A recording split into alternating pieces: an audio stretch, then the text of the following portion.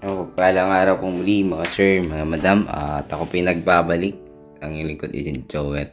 So ito pong papakita ko po sa inyo ay 3.1 hectares at na aerial view ko lang to. Nakalimutan kong i-video yun sa baba, akala ko na i-video ko na po. So ito po ay bayan ng Umingan, Pangasinan, at ito po yung sinabing shade ng ating contact person doon, na taong pong wala po yung caretaker nung pumunta po kami, pero kapitbahay lang daw po nung binabantayang lupa nung nagpakita sa atin. Kaya yan po yung sinabing shape. Kaya ulitin ko, yung contact person po natin dyan yung nagsabi, at wala po tayong nakausap na seller, at the same time yung caretaker wala po nung time na yun. So ito po ay 3.1 hectares at ganito po yung shape ng property. Possible na magbago kasi wala po yung nagturo, pero ayon sa shape ng lupa, kitang kita naman po pagdating sa aerial view ng property. Nga lang, so syempre para safe po tayo ay baka kasi mag-adjust yung property. Ganun po minsan pag nasusukat merong nakuha or merong sumobra, ganun. So ayun po, ganyan po yung pinaka-shape ng property. Along Barangay Road po yan. Meron na rin pong kuryente dyan sa lugar na yan. Kung naalala nyo po yung binag ko po na 5.5 hectares or 5 hectares area yan, na may mango farm na 200 pieces. Ayan, katabing-katabi po niya yan. So meron pong kuryente sa lugar na yan, electric line, I mean. So ang source ng water dyan, deep well. Kailangan pong magpa-deep well. And yan, kita po yung kanyang barangay road. Hindi pa po siya sementado. At from the provincial road po yan ay nasa 1.6 km. Hindi ako nagkakamali nung sinukat ko po yung mango farm. So ito po yung likod niya. Halos magkatapat po yung mango farm. Kaya medyo, ang alam ko, hindi po yun yung tamang sukat. 3.1 po yung sinasabi, pero medyo malaki po itong naipakitang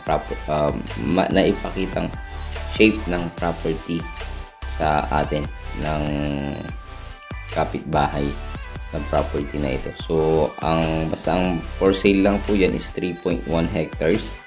And ayan, kasi yung katabing lupa po ay medyo mas malaki, pero parang mas malaki po itong pinakita sa atin, mga sir.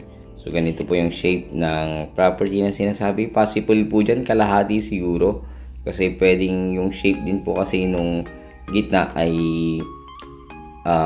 para siyang parang okay din, or I mean para siyang, hindi ako nagkakamali, yun din po yung kung 3.1 lang, kalahati po dyan.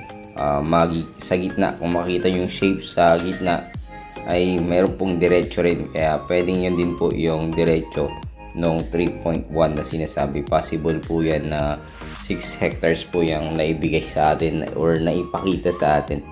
So ayan, para po maging klaro, 3.1 hectares lamang yung binibenta po yan, pero presyo naman po, mga sir, ay murang-mura lang.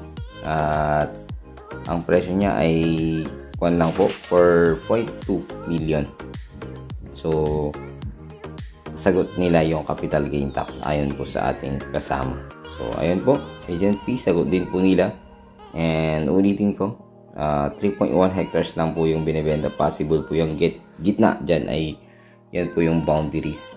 Maaring nagkamali po yung ating contact person, kasi hindi ko pa po nababalikan. Actually, matagal ko nang na-vlog or na-drone ito mula nung ang drone lang sana namin yung mango farm, bigla niyang sinabi na for sale din yun. Sige, drone na din natin, sabi ko.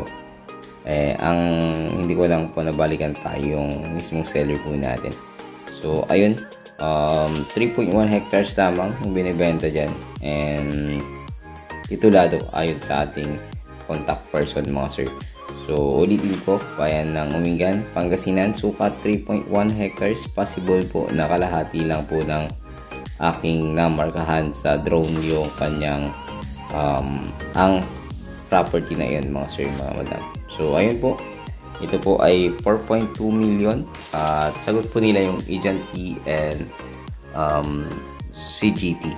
So Ito yung part ng harap ng property. Kung makikita po ninyo mga sir, mga madam. So may part po dyan na may bahay po. Kaya maaring yan na po yung ibigay din po sa caretaker na pwede pong tanggalin sa property. So yan po muli, maraming salamat. Don't forget to like and share and subscribe sa aking munting channel, Muchan Joel Vlog. God bless you all.